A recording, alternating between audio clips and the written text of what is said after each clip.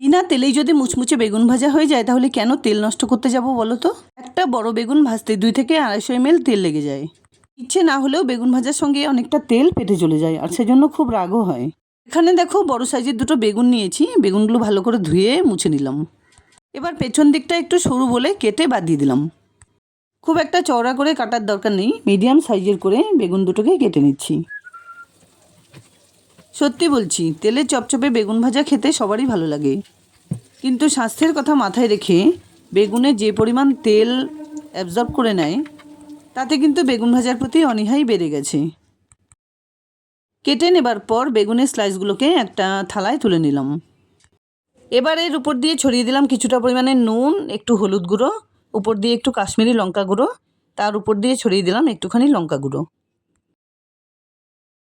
প্রত্যেকটা বেগুনের স্লাইসের মধ্যে নুন মশলা খুব ভালোভাবে এভাবে চেপে চেপে মেখে নিয়ে 10 থেকে 15 মিনিট এভাবে রেখে দিতে হবে। এতে করে নুন মশলা খুব সুন্দরভাবে ভেতরে পৌঁছে যাবে আর বেগুনগুলো অনেকটা নরম হয়ে যাবে। 10 মিনিট পর এগুলোকে রেডি করে নিচ্ছি।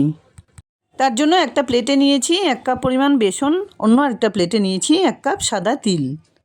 বেগুনগুলোর মধ্যে নুন মশলা দিয়ে 10-15 মিনিট রেখে দেওয়ার জন্য এগুলো কিন্তু অনেকটাই নরম হয়ে গেছে। এবার একটা একটা করে বেগুনের স্লাইস এভাবে তুলে নিয়ে এক সাইডে চেপে চেপে বেসন লাগিয়ে নেব আর অন্য সাইডে তিল লাগিয়ে নিতে হবে। বেসনের বদলে ময়দা দিয়েও এই কাজটা করে নেওয়া যাবে, তবে ময়দার সঙ্গে নুন হলুদ একটুখানি খাবার সোডা মিশিয়ে নিলে খুব ভালো হবে।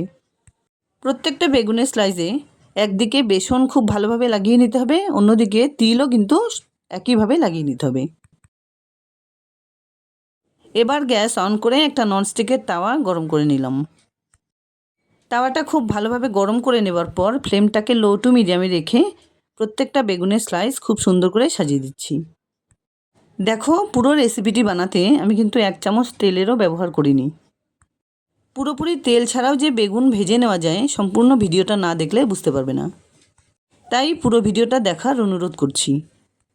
তাওয়াতে খুব সুন্দর করে বেগুনগুলোকে সেট করে দেওয়ার পর ঢেকে 7 থেকে 8 মিনিট একটা সাইড ভেজে নিতে হবে। 7-8 মিনিট পর ঢাকনা নামিয়ে এগুলোকে খুব সাবধানে উল্টে দিতে হবে। আমার এই রেসিপিটি যদি পছন্দ না হয় তাহলে অবশ্যই স্কিপ করতে পারো, তা না হলে পুরো ভিডিওটা দেখার পর বুঝতে পারবে যে কী সুন্দরভাবে বেগুন ভাজা তেল ছাড়াও ভেজে নেওয়া যায়।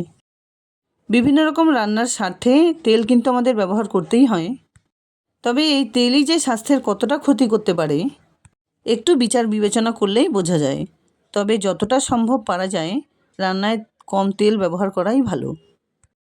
দুটো সাইড ভেজে নেবার পর উল্টে দিয়ে আবার অপর সাইডটা আরেকটু ভেজে নিতে হবে, যাতে করে বেগুনগুলো ভেতরে একদম নরম আর বাইরের দিকে মুচমুচে তৈরি হবে।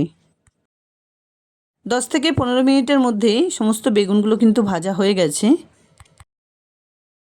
এবার এগুলোকে নামিয়ে নিলাম। গরম গরম ডাল ভাতের সঙ্গে এবার রুটি পরোটার সঙ্গে খুব ভালো লাগবে খেতে, আর নিশ্চিন্তে খাওয়াও যাবে।